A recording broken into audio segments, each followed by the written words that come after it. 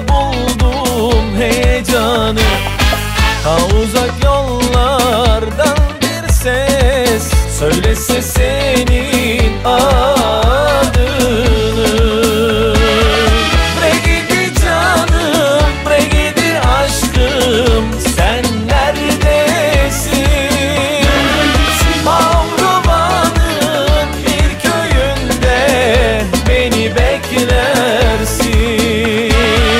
Bre gidi canım, bre gidi aşkım, sen neredesin? Avrupa'nın bir köyünde beni beklersin.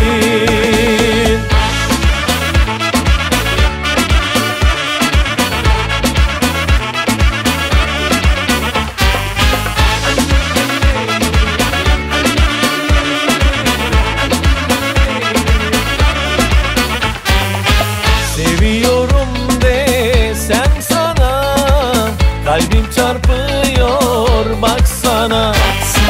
Yapayım kınalar sana, takayım altınlar ben sana.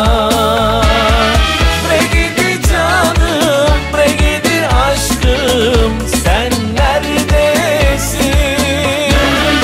Avrupa'nın bir köyünde beni beklersin.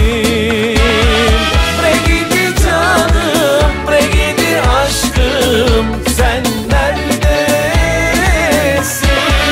Avrupa'nın bir köyünde beni beklersin.